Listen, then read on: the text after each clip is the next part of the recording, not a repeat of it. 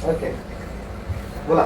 मराठा आरक्षण प्रकरणामध्ये आज माननीय सर्वोच्च न्यायालय दिल्ली येथे सुनावणी होती.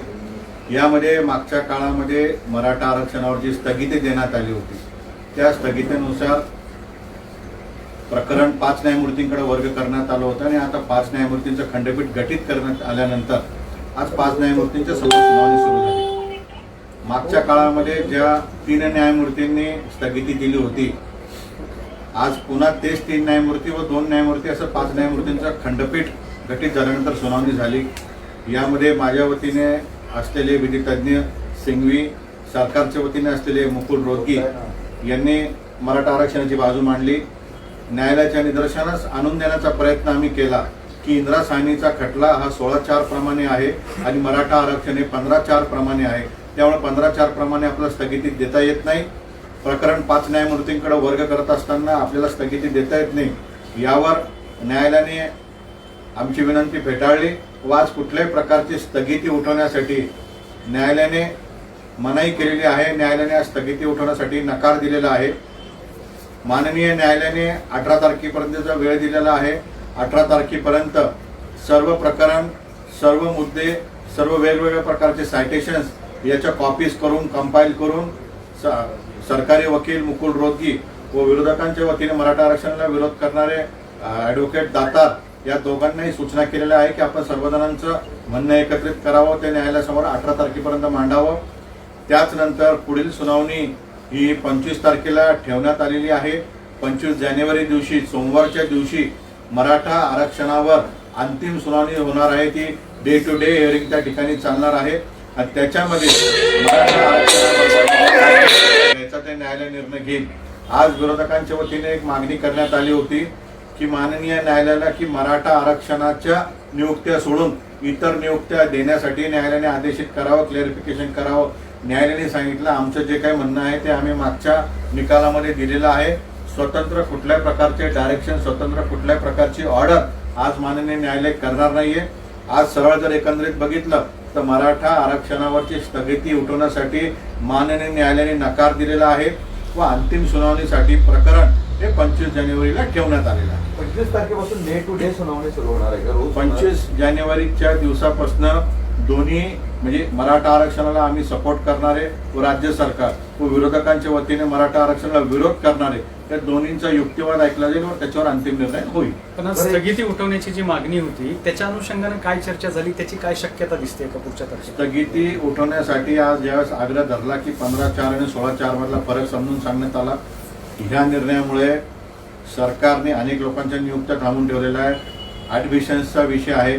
सुपरन्युमरी पद्धतीचा आम्ही ॲप्लिकेशन करू शकतो का, अप्लाय करू शकतो का, या सर्व बाजू मांडण्यात आल्या. परंतु सर्व गोष्टींना न्यायालयाने स्पष्टपणे नकार दिलेला आहे. कुठल्याही प्रकारची स्थगिती उठवणार नाही. जे काय होईल ते आता अंतिम सुनावणी घेऊन अंतिम निर्णय देण्याचा न्यायालयाने स्पष्ट केलं. काय अपेक्षा होती आज? सुपर न्युमरी बाबत तुमची मागणी होती की राज्य सरकारने ते करावं, मात्र सुप्रीम कोर्टाने सुद्धा ती मागणी फेटाळून लावलेली आहे. सुपर न्युमरी बाबत काय सांगा?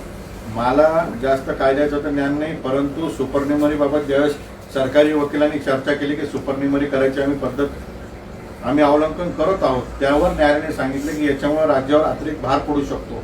परंतु राज्याचं बजेट करण्याचा, ठरवण्याचा अधिकार हा संपूर्णतः राज्य सरकारला असतो. त्याच्यासाठी कुठल्याही प्रकारची परवानगी घ्यावा लागत नाही. कर्नाटकमध्ये, तामिळनाडूमध्ये ज्यावेळेस सुपरन्युमरीचा वापर झाला, राज्य सरकारकडे जर आर्थिक तरतूद असेल, विशेष बाब म्हणून राज्य सरकारला वाटत असेल तर राज्य सरकार करू शकतं. त्यावेळी चर्चेवरही चर्चा झाली. ज्यावेळेस सरकारी वकिलांनी मुद्दा काढला त्यावर न्यायालयाने भाष्य केलं की राज्य सरकारवर अतिरिक्त बोजा पडेल का, परंतु कुठल्याही प्रकारचे लेखी आदेश न्यायालयाने सुपरन्युमरी बाबत दिलेले नाही.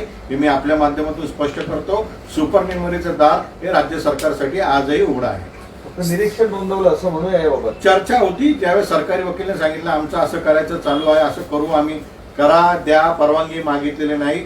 त्यावर न्यायालयाने सांगितलं आपलं म्हणणं काय. त्यांनी सांगितलं कर्नाटकला झालं, तामिळनाडून झालं, त्यावर न्यायालयाने असं भाष्य केलं. मग अतिरिक्त भार राज्य सरकारच्या तिजोरीवर पडेल याच्यावर जर सरकारला वाटत असेल तो भार सहन करू शकते, सरकार करू शकते. स्थगिती उठवलीच नाही त्याच्यामुळे समाजामध्ये आता निराशा निर्माण होईल. निश्चित मराठा समाज अतिशय नैराश्यामध्ये गेलेला आहे. मानसिकता खालवलेली आहे. अनेक विद्यार्थी ॲडमिशनपासून वंचित आहेत, जॉईनिंगपासून वंचित आहे. त्यामुळे मराठा समाजाच्या पदरी कायम निराशा आहे, आजही निराशा पडलेली आहे. मला असं वाटत होतं की आज स्थगिती उठेल आणि राज्य शासनाकडून असं सांगण्यात आलं होतं की आम्ही मोठी फौज उभी केलेली आहे, त्यामुळे स्थगिती उठण्याची शक्यता जास्त आहे, अपेक्षा होत्या जास्त. निश्चित अपेक्षा होता. आर्ग्युमेंट तशा पद्धतीने झाला देखील. आम्ही देखील बाजू मांडली, सरकारने देखील त्या ठिकाणी बाजू मांडली, परंतु न्यायालयाने स्पष्ट केलं की हा फार मोठा विषय आहे. याच्यावर माझ्या वकिलांनी स्पष्ट केलं की संपूर्ण राज्यामध्ये नाही तर संपूर्ण देशामध्ये अशा प्रकारचे रिझर्वेशन्स आहेत, त्यामुळे मराठा आरक्षणास एक न्याय आणि इतरांना वेगळा न्याय होता कामा नये. यावर न्यायालयाने सांगितलं आम्हाला देखील कल्पना आहे, याचं गांभीर्य आहे, त्यामुळे आम्ही वेळात वेळ काढून इतर प्रकरण बाजूला ठेवून मराठा आरक्षणाची सुनावणी ऍडमिशन आणि नोकऱ्यांबाबतही काहीतरी निरीक्षण नोंदवलंय, काय नक्की बोललंय कोर्ट? नोकऱ्याबाबत व ऍडमिशनबाबत न्यायालयाने स्पष्ट केलं की आम्ही जो काही आदेश दिलेला आहे त्या आदेशाची प्रत सर्वांकडे आहे. याचं आम्ही कुठल्याही प्रकारचं क्लॅरिफिकेशन देणार नाही, आम्ही कुठल्याही प्रकारचं डायरेक्शन देणार नाही. याला घ्या त्याला घेऊ नका, हा सरकारचा अधिकार आहे. सरकारला जे न्यायालयाची प्रत वाचून वाटतं ते सरकारने करावं. पण आज कुठे सरकार आपली बाजू मांडण्यात कमी पडलं असं वाटतं का? कारण स्थगिती उठली नाही. यापूर्वी अनेक वेळेला तुम्ही सरकारबद्दल नाराजगी सुद्धा व्यक्त केलेली आहे. मी सरकारबद्दल नाराजी त्या दिवशी केली ना, आजही माझी नाराजी आहे. कारण की न्यायालयीन लढाई लढत असताना एक रणनीती लागती. ती रणनीती जर योग्य वेळी आखली असती तर आज स्थगितीची वेळ आली नसती. आज एक वेगळी वेळ आली असती मराठा आरक्षणावर. पण वारंवार त्या लढण्यामध्ये अर्थाने आम्ही स्पष्टपणे सांगितलेलं आहे, ते सिद्ध केलेलं आहे. सरकारने लॉकडाऊनच्या अगोदरच जर गांभीर्याने प्रकरण घेतलं असतं, ते वेगळ्या प्रकारे बायफर्केट झालं असतं, वेगळ्या पद्धतीने बायपास झालं असतं. त्यावेळेस इंटरव्ह्यू ऑर्डर झाल्या होत्या, स्थगिती देण्याची गरज नव्हती. पण उशीर झाल्यामुळे हे सगळे प्रकरण आम्हाला भोगावं. आता काय करावं वाटतं सरकारने? काय करावं? सरकारने तात्काळ सुपरनेमरी पद्धतीचा वापर करावा, विशेष बाब म्हणून राज्य सरकारने तरतूद करावी व सर्व विद्यार्थ्यांना त्याच्यामध्ये सामावून घ्यावं व सर्व विद्यार्थ्यांसाठी नवीन पद त्या ठिकाणी निर्माण करावे, नोकऱ्यांमध्ये करावे व शिक्षणामध्ये करावे. हे सरकारला करावं लागेल. आता असं होतं की काही जागा मराठा आरक्षणाच्या बाजूला ठेवाव्यात आणि इतर जातीचं जे काही आरक्षण आहे त्यांच्या नियुक्त्या कराव्यात असेही विचार चालू होता. काही ठिकाणी निर्णय पण झालेला आहे आणि आजच्या सुनावणीवर ते अवलंबून होतं सगळं. याच्यावर न्यायालयाने स्पष्ट केलेलं आहे, आम्ही कोणाच्याही जागा ठेवा, कोणाच्याही जागा भरा म्हणून नव्याने आदेश करणार नाहीये. आमचा जो काही सविस्तर आदेश होता तो आम्ही सरकारला दिलेला आहे. सरकार त्या पद्धतीने काम करेल. कायदेशीर लढाई कशी असेल आता इथून पुढची तुमची? न्यायालयामध्ये काय भूमिका मांडणार? कायदेशीर लढाई आज वेगवेगळे मतांतर झाले. संपूर्ण सुप्रीम कोर्टामध्ये 35 न्यायमूर्ती आहे याची मला कल्पना आहे. आम्हाला प्रतिवादी म्हणून जस्टिस चॉईस करण्याचा अधिकार नाहीये. हेच न्यायमूर्ती मागच्या काळामध्ये 3 न्यायमूर्ती म्हणून काम करत होते. आज 5 न्यायमूर्तींच्या खंडपीठामध्ये हेच 3 न्यायमूर्ती त्या ठिकाणी ऍड झालेले आहे. परंतु कायदेशीर लढाई लढत असताना याच्यामध्ये वेगवेगळ्या गोष्टी आता नव्याने समोर येत आहे. आता इथं बोलणं योग्य ठरणार नाही. ज्येष्ठ विधी तज्ञांचा सल्ला घेऊन एक नवीन प्रकारचा अर्ज आम्ही लवकरात लवकर न्यायालयामध्ये 2 महिन्यापूर्वी स्थगिती मिळाल्यानंतर महाराष्ट्रामध्ये मराठा समाजाचा संताप दिसून आलेला होता. आता आणखी ही पुढची सुनावणी 2 महिन्यावर आहे. पुन्हा राज्य सरकारला ह्या सगळ्या संतापाचा सामना करावा लागेल असं चित्र दिसत आहे. तर तुम्ही सरकारला काय सांगाल? हे बघा, सरकार आमचं पालक आहे आणि संताप वगैरे मी याला म्हणणार नाही. आमच्या भावना जर पालकांकडे व्यक्त करणं चुकीचं असेल तर आम्ही तो गुन्हा केला असं आम्ही मान्य करतो. परंतु राज्य सरकारने जबाबदारी स्वीकारून तात्काळ मराठा विद्यार्थ्यांसाठी विशेष बाब म्हणून पद भरावेत, विशेष बाब म्हणून ऍडमिशन्स द्यावे व स्पष्टता आणावी. कोणी आंदोलन करणार नाही. आता तुमचा जो लढा आहे तो सुप्रीम कोर्टामध्ये सुद्धा आहे आणि आता राज्य सरकार सोबत सुद्धा लढाव लागणार आहे. राज्य सरकारने अशा सगळ्या आपत्कालीन परिस्थितीमध्ये कशा पद्धतीने निर्णय घेतला पाहिजे? मराठा आरक्षणासाठी दुसरा काही पर्याय आहे का? त्याचा काही विचार तुम्ही सल्ला सरकारला देताय का? सरकारला सातत्याने आम्ही सांगत आलो. सरकारकडं विधी तज्ज्ञ असतात, अटॉर्नी जनरलचे पद असतं जे राज्य सरकारला सल्ला देत असतात. आम्ही फक्त विनंती केली सुपरन्युमरी पद्धतीने पद भरा, विशेष बाब म्हणून पद भरा. आम्ही तर याच्या पलीकडे राज्य सरकारला विनंती केली होती की विविध महाविद्यालय व विविध संस्था ज्या महाराष्ट्रात आहे याचा मॅनेजमेंटचा कोटा ताब्यात घ्या आणि त्याच्यातनं पद भरा. मॅनेजमेंटला कोटाला कुठल्याही प्रकारचं जातीच्या आरक्षणाची अडचण नसती. परंतु सरकारला काही करायचंच नाहीये तर सरकार पर्याय शोधत फिरले. सरकारसमोर पर्याय आहे, वेगवेगळ्या गोष्टीमध्ये सरकार पर्याय काढतं. मराठा आरक्षणाबाबत का काढत नाही हाच प्रश्न मला सरकारला आहे. एससीबीसी बाबत काही कोर्ट बोललं का? सुरू होतं काहीतरी आर्ग्युमेंट करताना? नाही, एससीबीसीच्या रिझर्वेशनच्या संदर्भात कोर्टाने स्पष्ट केलं की आम्ही आता पुन्हा नवीन ऑर्डर देऊन कुठलाही अडचण क्रिएट होईल असं प्रयत्न करणार नाही. आम्ही अंतिम निर्णय पूर्ण दोघा बाजूंचा ऐकून निर्णय घेऊ आणि तो निर्णय सगळ्यांना लागू होईल. आता बाबतही काही सध्या ऑर्डर इंटेरियम ऑर्डर करायला कोर्टाने नकार दिला असं म्हणूया. स्पष्टपणे कोर्टाने कुठल्याही प्रकारचा इंटरिम आदेश देण्यासाठी, काही नवीन डायरेक्शन देण्यासाठी, काही नवीन लोकांना इंटरव्ह्यू करण्यासाठी सगळ्या गोष्टींना सरकारने कोर्टाने मनाई केली. आता स्थगितीला उठवण्यास नकारच दिलेला आहे, तर आगामी तारखांमध्ये मराठा समाजाच्या काय आशा असतील, काही पूर्ण होतील का अपेक्षा आणि पूर्ण? आता मराठा समाजाला एक फुल कॉन्क्रीट असं रिझर्वेशनचं यश न होऊन जाईल. मागच्या 3 वेळा आमच्यासोबत असंच झालंय.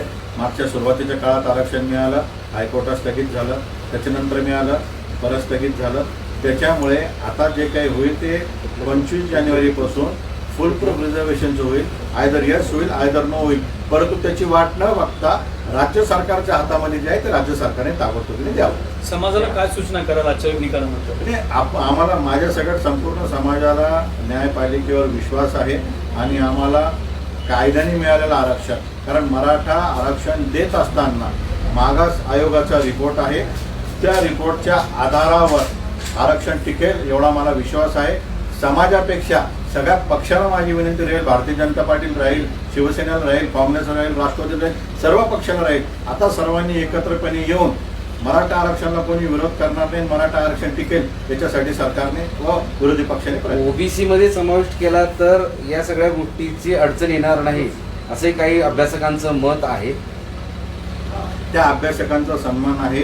त्या अभ्यासकांचं नेमकं काय म्हणणं आहे? अभ्यासकांचं म्हणणं आहे जरी आरक्षण टिकणार नसेल, न्यायालय मान्य करणार नसेल, तर राज्य सरकार समोर असलेला दुसरा पर्याय म्हणजे ओबीसी रिझर्वेशनमध्ये मराठा समाजाला टाकावं व याच्यामध्ये हा विषय संपवावा. हातात असलेलं आरक्षण टिकवण्यासाठी आमची लढाई शेवटपर्यंत राहील. परंतु जर राज्य सरकारकडे कुठला दुसरा पर्याय असेल तर तो सरकारने द्यावा. आम्हाला आरक्षण पाहिजे, ज्याच्यातून देईल सरकार आम्ही स्वीकारतो. सुप्रीम कोर्टाच्या निकालाकडेच किती वर्ष मराठा समाज वाट पाहणार असा एक प्रश्न या निमित्तानं उपस्थित होतो. त्यासाठी सरकारनं ठोस काहीतरी आतापासूनच दुसरी उपाययोजना करावी असं काही जणांनी मागच्या वेळेस सुचवलेलं होतं. हेच आम्ही सांगतोय की सरकार कशाचं वाट बघतंय. मागच्या काळामध्ये निकाल लागला त्या दिवशीपासून आजपर्यंत एकही पाऊल सरकारने उचललेलं नाही. 2 देखील विद्यार्थ्यांना नियुक्त्या, त्या 2 देखील विद्यार्थ्यांना ऍडमिशन दिलेलं नाही. त्यामुळे सरकार कशाचं वाट बघते? सरकारने आता ताबडतोबीने पर्याय द्यावे एवढीच आमची रास्त अपेक्षा आहे. पर्यायाच्या संदर्भात मराठा समाजाकडून काही असं ठोस काही पत्र किंवा निवेदन देण्यात येणार? सरकारमध्ये अर्ध्यापेक्षा अधिक मराठा नेते आहेत आणि ते जातीने मराठा आहेत आणि मराठा म्हणून सत्तेत आलेले आहेत. त्यांच्या भावना आणि आमच्या भावना एक आहेत. त्यांनाही कल्पना आहे आणि अनेक वर्षापासून ते संस्था चालवता. त्यांना माझ्यापेक्षा 100 पटीने पर्याय चांगले माहिती आहे. आम्ही दिलेले निवेदन व त्यांच्या असलेले पर्याय त्यांनी अवलोकन करावेत. कर्नाटक आरक्षणाच्या अनुषंगाने पण एक मुद्दा चर्चेत आला सुप्रीम कोर्टामध्ये. तुमच्या वकिलाने सुद्धा हा मुद्दा मांडला तिथं. त्या अनुषंगाने काय चर्चा झाली आणि तो मुद्दा लक्षात घेण्यास काही सुप्रीम कोर्टाने मंजुरी दिली का? कर्नाटक रिझर्वेशनच्या बाबत ज्यावेळेस सांगण्यात आलं की कर्नाटकमध्ये देखील 50% मर्यादा क्रॉस करण्यात आलेली आहे आणि तिथं असलेला मागास समाजाची संख्या असल्यामुळे विशिष्ट बाब म्हणून त्या ठिकाणी रिझर्वेशन देण्यात आलं होतं. सुपर मेमरीचा वापर झाला होता. यावर न्यायालयाने सांगितले सर्व गोष्टी आम्हाला मान्य आहेत, परंतु आता जे काय असेल ते अंतिम सुनावणीमध्ये आपण फायनल करू.